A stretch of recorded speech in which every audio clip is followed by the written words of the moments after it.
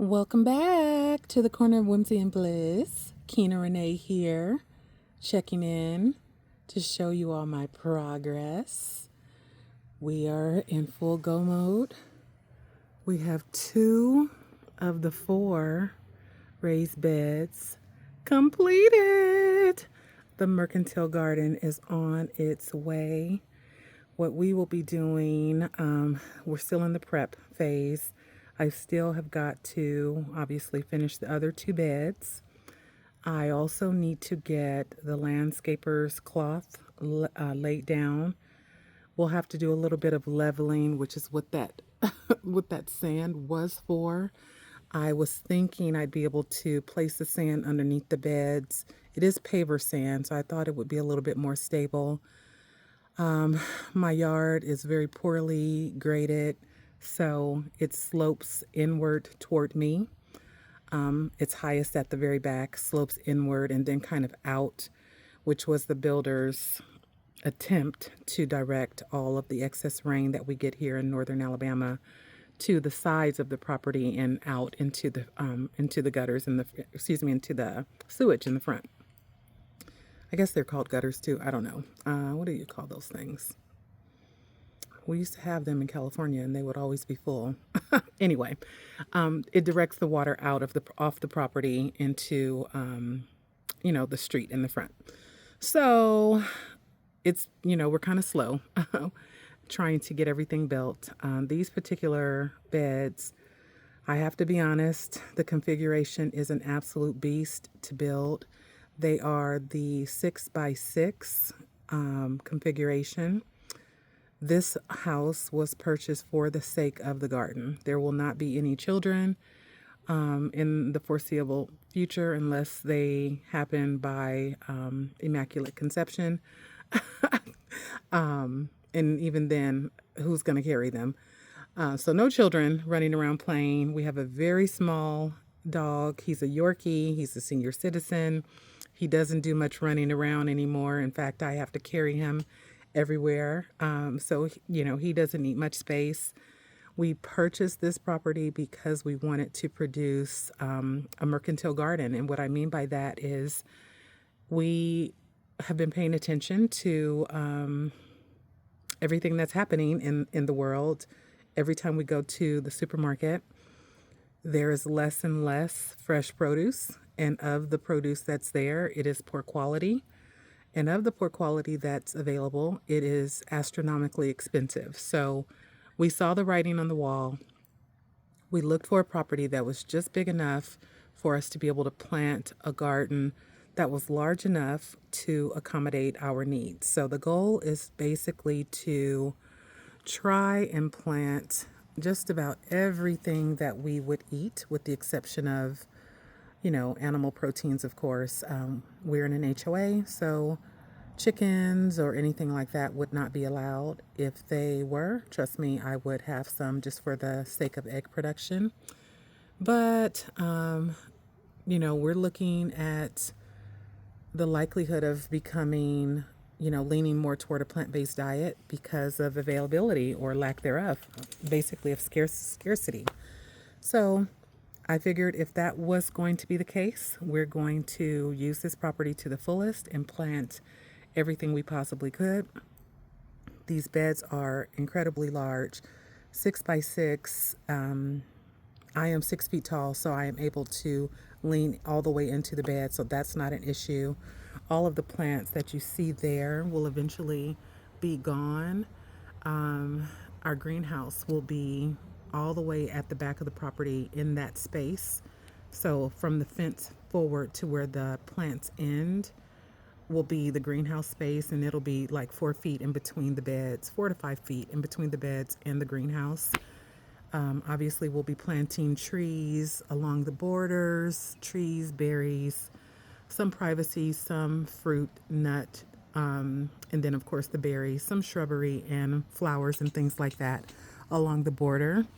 So we're going to use every single inch of this backyard for food production.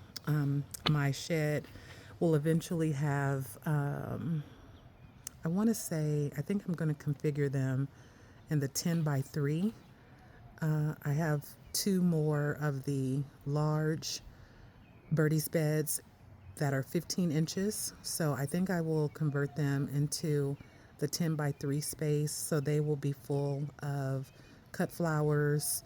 I will be adding some window boxes under window planter boxes under the windows there. They will be full of herbs. Honestly, I want to plant them full of different types of mint because I am trying to keep the spiders away from my shed. I do not want them in my shed. It's currently housing the inventory to my website, which I need to finish this garden so I can really get back on track with all of that. I do need to move a lot of that inventory because I need to convert this shed to a garden shed now. So my needs are changing quickly as I'm building out this shed, or excuse me, this garden. But notice how well the beds match the door of the shed. The shed's door is slate gray by Benjamin Moore. And then, of course, my beds, my birdies are slate. So it was a pleasant surprise. They matched them perfectly. Now, this little space over here, like my little apple tree, we planted her up the other day. She's thriving in the whiskey barrel. This little space here, this was makeshift because we were just trying to plant up all of the seedlings that I started too soon. These beds took longer than I anticipated to assemble, partly because one, it got too hot, then it rained too much, then I got busy at work, then I was getting sick. So it was just a lot of obstacles that we ran into when it was time to actually build the beds. But I had already started all the seedlings thinking the beds would have been done. So we were trying to save all the seedlings and so we planted everything up in these these grow bags, which I have to say, we've got a lot of production out of just grow bags. We've gotten tomatoes, cucumbers, peppers, potatoes, several different varieties of potatoes. We have sweet potatoes at the very back of the property growing in the whiskey barrels. Obviously, tons of flowers. What's in the tan grow bags now is eggplant, sunflowers, more tomatoes, just all kinds of things. Tons of squash we've been able to produce, which I have to say I'm happy about what produce we were able to harvest. It wasn't pounds and pounds and pounds. It wasn't enough to justify the expense of this garden, obviously, but considering we are, myself, I am a first time gardener. Like I've never planted nor grown anything other than, projects in school. But I'm proud of myself. Like, I grew the sunflower and she's perfect. Like that sunflower, beautiful. Everything is healthy and doing well. All my zinnias are doing well. Marigolds doing well. Like, look at my little pepper plants. I've learned so much and I've been able to accomplish a lot in a very short amount of time, being a total novice. This is my apple tree. It's a gala apple. And I elected to plant a few things down here. So some companion plants. There's tons of herbs. So there's sage, oregano, there's garlic chives, some dwarf variety kale, alyssum, and what else is in here? Maybe a couple of nasturtiums. Now I did that because one, this tree is very young. The soil it's new. It wasn't, the super high quality, everything you could possibly imagine to get it growing. It wasn't living soil. So I've had to amend to build it up to get it to healthy. And I wanted to add a few plants in with the apple to give it some biodiversity, to bring some, additional micronutrients in for its first year. And of course, they're quick harvesting crops. They're shallow crops, so they won't do too much to rob the apple tree of all of the nutrients in the soil. And of course, I'm still amending. I have my compost bins going. My DIY compost bins are going. I do have compost tumblers that I need to assemble, and I want to move the DIY compost into the tumblers to really give it a good shot for me to be able to turn it and make sure that it has not gone anaerobic. But I also like seeing extra things growing at the base of each plant. This yard doesn't have any life. We have no growth at all whatsoever. So I really enjoy seeing, something extra growing in each one of the bags, in each one of the barrels. So that's why there's a few extra things planted there. In each one of these bags, I do not believe in leaving any bare soil. So I tend to throw a few extra seeds in. So there's cosmos growing in there. There's a few cosmos and zinnias growing in with this eggplant, which I know we are pushing it for the eggplant in all of the warm crops. We only have about 70 days left of our warm season. And honestly, every day I feel like it's changing because it's been overcast and it's been cooler at night, and even the days are cooler. So like I'm constantly trying to harvest whatever sun I can get. These tomatoes, they have some cosmos, and I may have thrown a few zinnias in there as well. Again, I'm trying to attract the pollinators. I just don't have enough pollinators coming into this yard because there was no plants when we moved in. And when I started planting up the vegetables, there was no flowers. I had to purchase a few flowers from, the big box, and they have helped until my flowers started growing. There's some zinnias there. My sunflower, she's so pretty. But look at it back here. People will say that you can't grow vegetables in containers or pots and stuff. That's a patty pan squash that I'm growing in a terracotta pot. And it's thriving, doing very well. Of course, the companion plants, the marigolds. That particular one is the strawberry blonde French marigold, and I just love it. I love those peachy, pinky, reddy, orangey kind of colors. This one, is that the lemon drop French marigold? I did elect to do mostly French marigolds for the added, benefits against the pest. But there are a couple, like there's a Kilimanjaro and a sugar and spice African marigold in some of the bags as well, just for the beauty of it. There's some alyssum.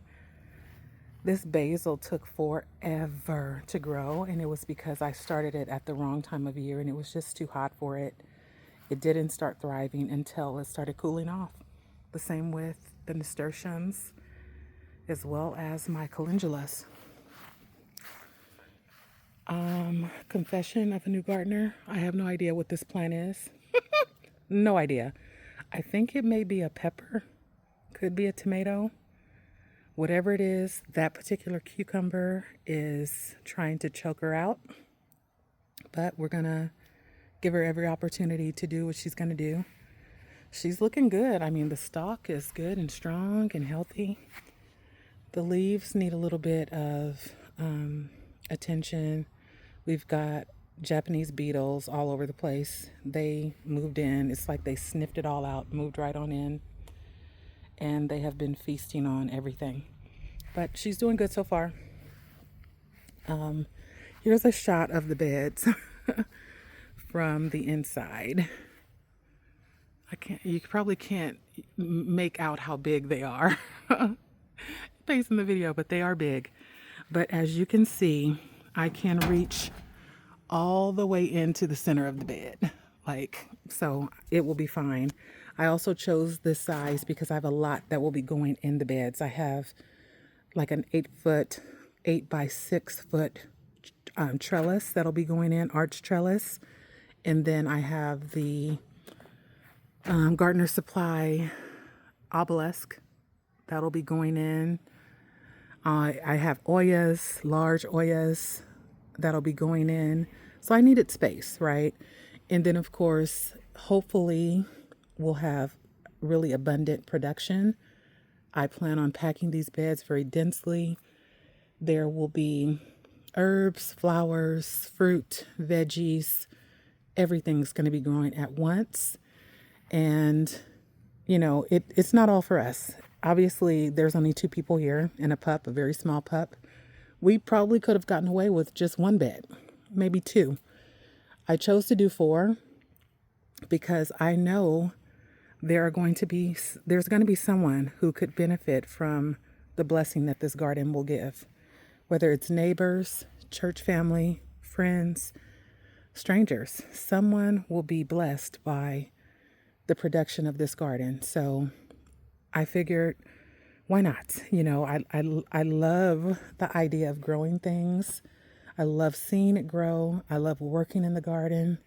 It's really been helping me so much just with my mental health, my stress, the overwhelm that I feel most of the time. It's been helping me with my focus. Guys, ADHD and blood sugar issues, being middle aged, it's no joke. It plays so many tricks on your mind and body when you're dealing with these things. And I have found that getting out into the garden, doing the work, and when I tell you the work, it has been work. Do you see all this soil and mulch and, sand? These are 40, 50-pound bags of sand that I'm going to have to move. All the mulch, soil, there's more compost over there. The beds themselves, I've been out here doing it, me. Now I am getting some help with, leveling everything off and moving some of the, heavy material. But for the most part, everything that's been planted so far, I did it. And it's been hard, but it's felt good. It's helping me sleep. I've lost a few pounds. I feel happier. I can't wait to get outside. I'm getting sunshine and fresh air and movement. I'm no longer just some corporate zombie that's stuck behind a desk all day. And then I'm so mentally fried by the end of the day that I can't even bring myself to talk to people. It's helping me with all of that. Granted, I'm talking to strangers on the internet in this capacity, but when I talk to people in real life and talk to them about my garden, they love hearing about it. And I'm getting people excited, sending seeds and green stalks to friends and family, and getting others involved in this whole process. And it's just been amazing. It has done me so much good. Back here are my sweet potatoes. They're getting close to harvest. We got a spider there. I'm going to let him cook because if he eats some of the bad bugs, okay, we got ourselves an ecosystem. I planted, I want to say these are the Mexican sunflowers, but they may be the not sunflowers, but marigolds. I'm not sure. Again, I have no idea what any of this is because I got so excited about the planting. Things started getting mixed up. I had a rack over there that I would start all my seedlings in, and it was doing fine. Being out there would get just enough sun, and then when the rain started coming in, I'd have to schlep it on and off the patio and, in and out the house. The labels were falling off. By the time everything got planted, I have no idea what any of it is. So what you're looking at back here is my mystery garden. Zinnias, obviously, here. There's some marigolds. I did prune this bed very heavily because we were watering pretty crazy, and the leaves started suffering. So I went ahead and pruned them. We didn't need them on the inside. The vines are doing very well. We have several watermelons that are growing. But again, I'm not leaving any empty soil. So I planted a few cosmo seeds in there, again, to keep the pollinators going, because up to this point, almost all of the watermelons, all of the squash, I've had to hand pollinate. because we just didn't have the bees. So they started coming, but it took so long for the flowers to bloom. But when they did bloom, oh my goodness, look at that. Look at them. They are so stunning. And I'm just like, I grew flowers and they're beautiful flowers. They don't look crazy and monstrous and sick. They're beautiful. But these two beds, these are the Epic Gardening 60-gallon grow bags, and they are some whompers. They are huge, they hold a lot of soil, and they truly act as a grow bag, as a raised bed, really. So as you can see, there's lots and lots of plants in there. There's a nasturtium, marigolds, there will be some cosmos, there's zinnias, and then of course there's multiple watermelon plants. The watermelons are so special because they are seeds from a watermelon that my cousin has been planting those seeds for years and years. He brought the seeds to us when I was still living, not the seeds, but actual watermelons. He brought the watermelons when I was still living in Texas. And this was back in 2021. The watermelons were so delicious. I hadn't seen a watermelon with seeds in the supermarket, so I saved them. Fast forward 2025, I started them from seed in the seed starting trays, not even in the soil. Everyone says you shouldn't start a watermelon from seed. Well, I did, and they were sickly and weak and leggy. But look at them. Look at them now. Let me zoom in and show you my little watermelon. You see that one? It's another one in there somewhere. It's another one right there. Another one right there. There's more in the beds. There's a cutie that's inside the bed, but the bees are out right now, so I don't want to disturb them. I can't actually find it. But these are heirloom seeds that folks will say, oh, you can't grow a watermelon from a piece of fruit. Well, I did. And I wonder if that is something that, farmers made up or big business made up to discourage folks from, planting the seeds from the fruits and veggies that they may have eaten. Now, will they taste like anything? Maybe not. Will they be strong and healthy and fabulous? Maybe not. But we'll see, in a few more days. I want to say in another 45 days, we should know. These are some tomatoes, nasturtiums, marigolds. Those are the calendulas that finally showed up. Now, one thing that I learned about calendula, folks will tell you, you can plant all of these plants in the summer, but not all summers are created equal. Summers in northern Alabama, where temperatures routinely reach 95 to 105. Yeah, you can plant them, but they're not going to thrive. It's too hot. I started mine in the summer when it was already hot, not knowing that they needed a cold period. If I had started them earlier in the spring, where they had an opportunity to have that cold, to have gotten rooted and established before the heat set in, they may have done better. But as it stands, they're dying. They were dying because it was just entirely too hot. We got leaf growth, but that's where it stopped. Nothing else grew because it was just too hot. In this particular bag, again, these were squash seedlings that I started that were weak and leggy because I started them too soon. But they're doing so good. The little patty pan squash. We also have marigolds. We have a beautiful, oh my God, look at this sunflower.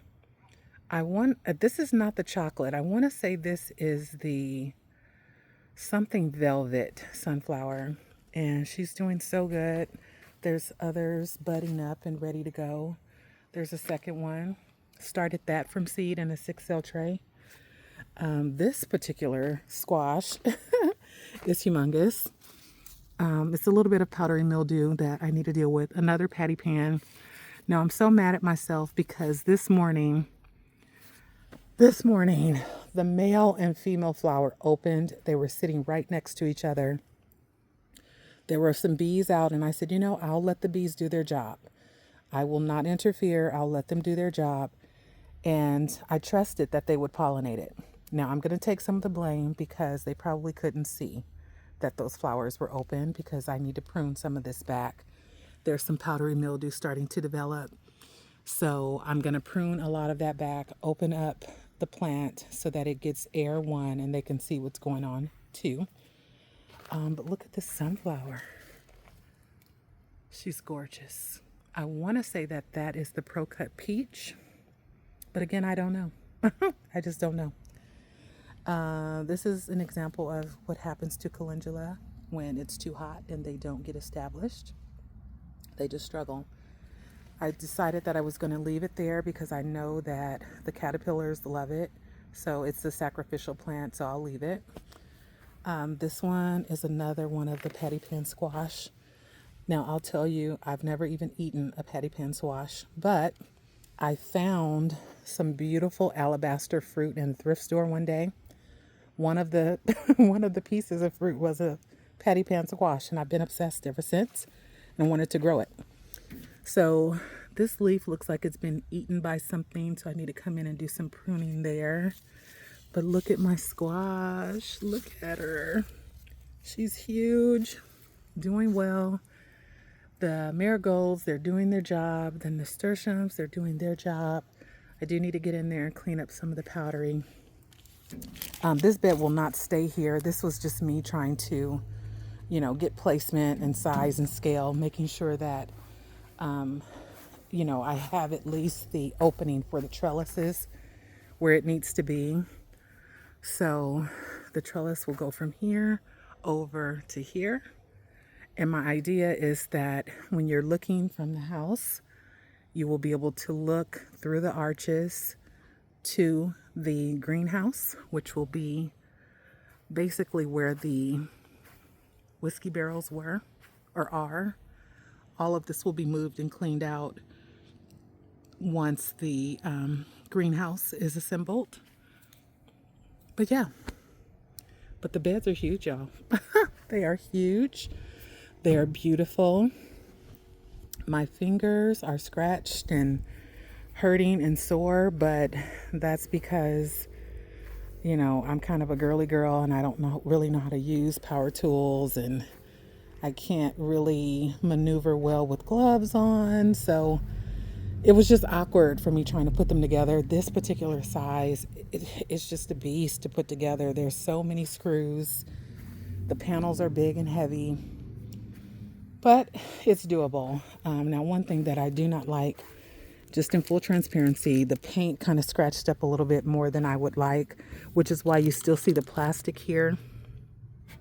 These are scratches that are even through the plastic, which is kind of a bummer. Hopefully I can get some touch-up paint and fix that up. It's not a big deal considering this is a utilitarian, you know, product, but I'm kind of particular that way. I want them to be nice. That, you know, it's an investment. You know, you expect your investment to hold up and, you know, to live up to the hype that everyone says about these products. So I will be paying very close attention to those things, just to see how they hold up. I did reach out to customer service to try and get some touch-up paint. Hopefully they can work that out for me.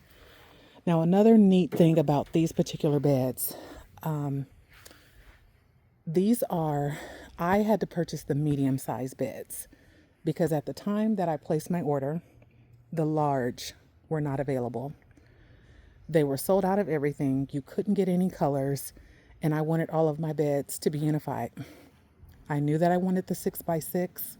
So, you know, I was stalking the website, looking at all the configurations and figuring out what the pieces look like, how many sets of screws you'd get, and all of those things. So I elected to order 8 of the medium-sized Birdies raised beds. I'm taking 2 beds. As you can see there, I'm about to put one together now. I'm taking 2 beds and taking all of the large panels to make up this part here. So each one of the 6-foot sides requires 2 of the large panels and 2 corners. So I'm taking the extra large panels out of the extra birdie. So basically I'll have 4 corners and then 8 of the large panels. The smaller panels that come with the medium-sized birdie will be added back to the boxes, put back in the garage until I'm ready to build them. They have their corners, and then I have all of the smaller panels from the extra beds as well as the smaller panels from the first bed. So basically, I have doubled the beds. Even though, I had to take 2 to make 1, I'm not losing anything. I'm just going to be building a different configuration, a smaller bed. Again, I wanted all of my beds to be the same color. So everything is the slate gray. Over here are my round beds. So I have 4 of the round beds, and they are also in the slate gray. They're 15 inches tall, and I want to say they are 3 feet across or 3 feet in circumference. And then there are the 2 large beds, but they are the 15-inch beds as well. So I got a lot of building to do, a lot of assembly to do rather. Hopefully, my fingers will build up some calluses and help me deal with the pain of doing all of this. All of these whiskey barrels, I've sealed them with linseed oil, a couple of coats of raw linseed oil. This one fell over. We had some bad weather, so I had them covered up. So I have, 4, 5, 6, 7, 8. So there are 8 of these here. I think I'm going to get 2 more. I do want to eventually have all of my fruit trees in the whiskey barrels that will basically, line the property just the way this one is. And then I'm going to mix in some of the round birdies and then also plant in ground. Well, not in ground. It'll be, the sheet method where I have to cover up the ground with cardboard and then add the soil and everything to the top. This ground is junk. It's full of limestone. It's rock hard. You cannot penetrate it. In fact, when they were trying to put the fence in, they broke 2 gigantic augers just trying to dig in here. And they ended up having to chisel the limestone by hand in order to anchor the post for the fence. So there's no way I'd be able to plant anything. So everything that I do is going to have to be above ground in some type of container. Now, I added the wooden barrels, because I felt like while the birdies are beautiful, they can be a bit industrial for my taste. My house is brown. My shed is brown. And then I've got these big brownish black beds. So I needed something natural. I needed something wooden to come into the space. I love my ramp. I love the patina of the aged wood. I love the patina of the aged wood of my fence. Now, all of this is going to be sealed up. I have all of the stain and everything to seal up the fence and all of this stuff. But I felt like I wanted some natural containers as well. Now, I would never seal my barrels with any type of commercial product like a sealant, because of course food is going to be produced in there.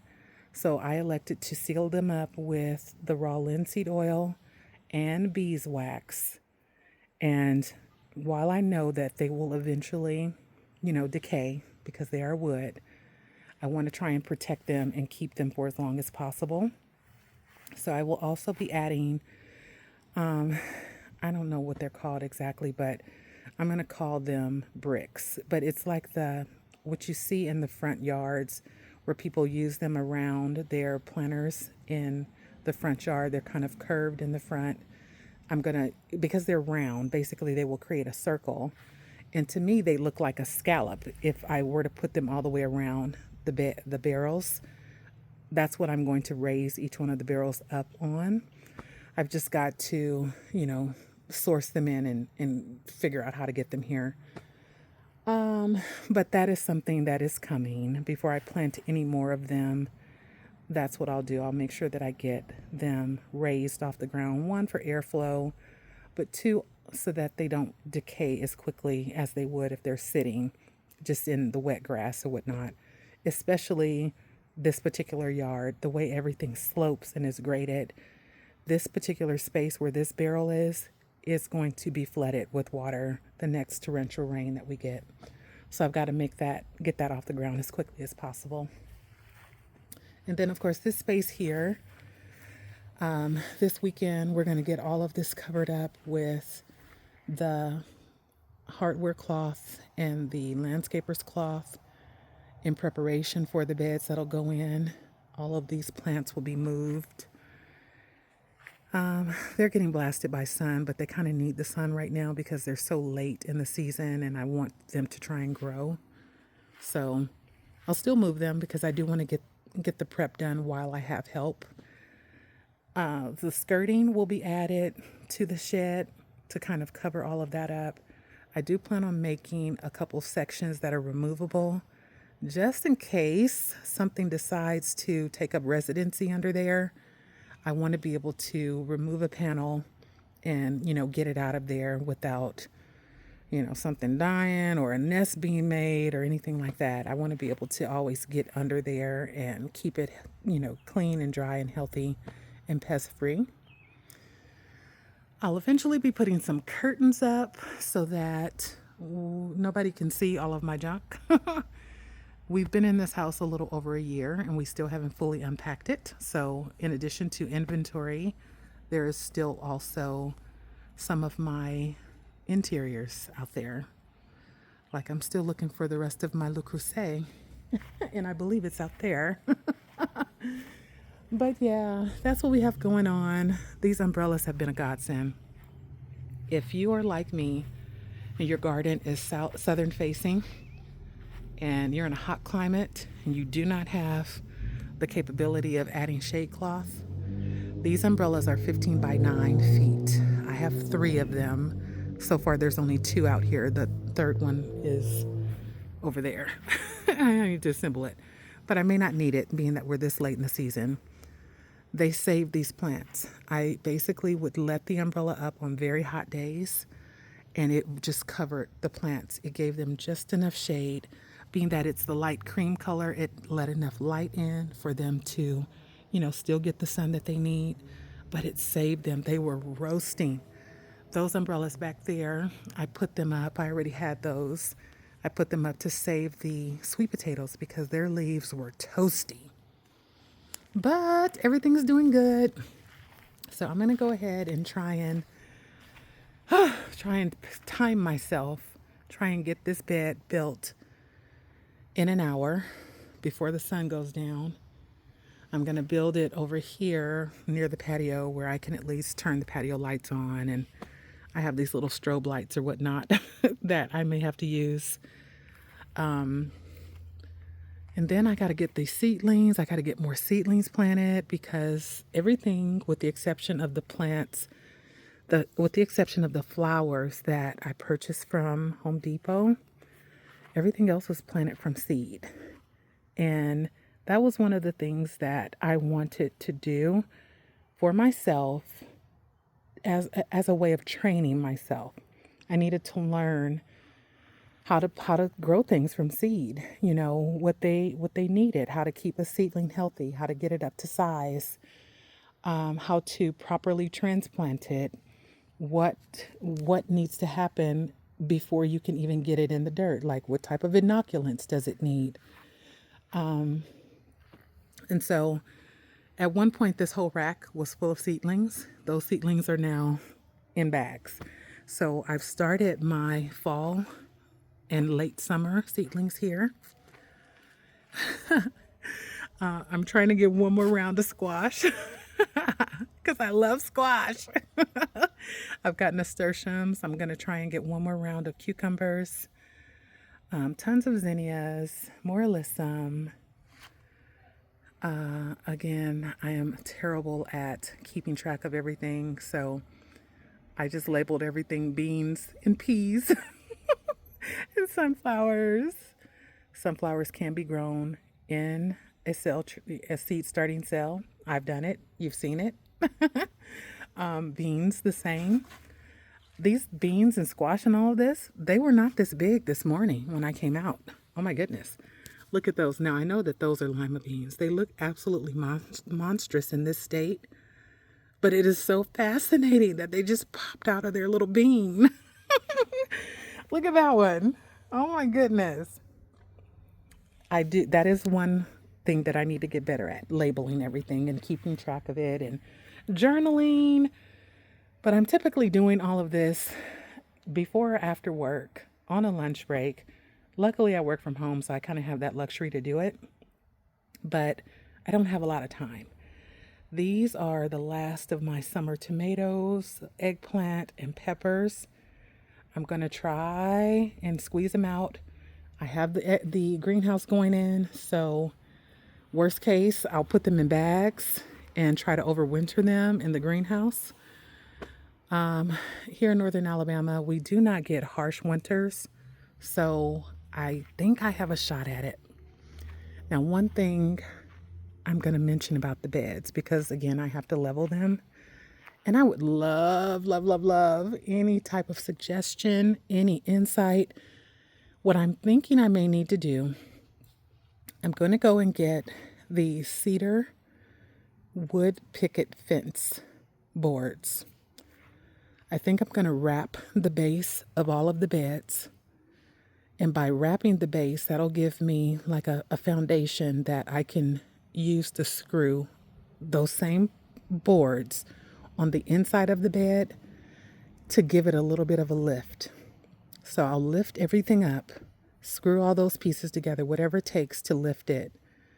And then once it's lifted and level, then I'll close everything up by wrapping the beds at the base.